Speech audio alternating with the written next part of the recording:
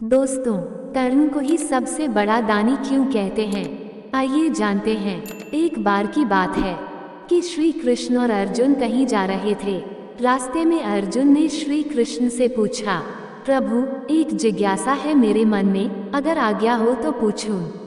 श्री कृष्ण ने कहा, अर्जुन, तुम मुझसे बिना किसी हिचक कुछ भी पूछ सकते हो।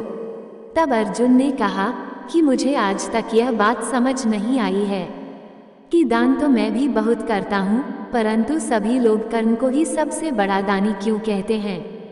यह प्रश्न सुन श्री कृष्ण मुस्कुराए और बोले, आज मैं तुम्हारी यह जिज्ञासा अवश्य शांत करूँगा। श्री कृष्ण ने पास में ही स्थित 2 पहाड़ियों को सोने का बना दिया।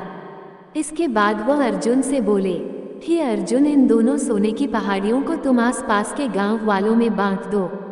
अर्जुन प्रभु से आज्ञा लेकर तुरंत ही यह काम करने के लिए चल दिया। उसने सभी गांव वालों को बुलाया, उनसे कहा कि वह लोग पंक्ति बना लें। अब मैं आपको सोना बांटूंगा, और सोना बांटना शुरू कर दिया। गांव वालों ने अर्जुन की खूब जय जयकार करनी शुरू कर दी। अर्जुन सोना पहाड़ी में से तोड़ते गए और गांव वालों को देते गए।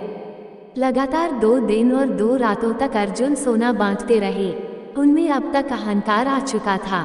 गांव के लोग वापस आकर दोबारा से लाइन में लगने लगे थे। इतने समय पश्चात अर्जुन काफी थक चुके थे।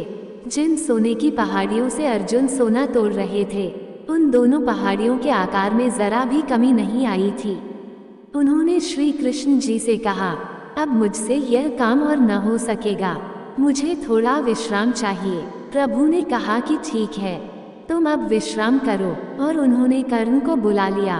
उन्होंने कर्ण से कहा, इन दोनों पहाड़ियों का सोना इन गांव वालों में बांट दो। कर्ण तुरंत सोना बांटने चल दिए। उन्होंने गांव वालों को बुलाया और उनसे कहा, यह सोना आप लोगों का है, जिसको जितना सोना चाहिए वह यहाँ से ले जाए। ऐसा कहकर कर्ण वहाँ से चले गए। यह देखकर अर्जुन ने कहा, ऐसा करने का विचार मेरे मन में क्यों नहीं आया। तब श्री कृष्ण ने अर्जुन को शिक्षाप्रद भाव से कहा, तुम्हें सोने से मोह हो गया था। तुम खुद यह निर्णय कर रहे थे कि किस गांव वाले की कितनी जरूरत है, उतना ही सोना तुम पहाड़ी में से खोदकर उन्हें दे रहे थे। तुम में दाता होने का भाव आ गया था। दूसरी तरफ कर्ण ने ऐसा नहीं किया। वह सारा सोना गांव वालों को देकर वहां से चले गए।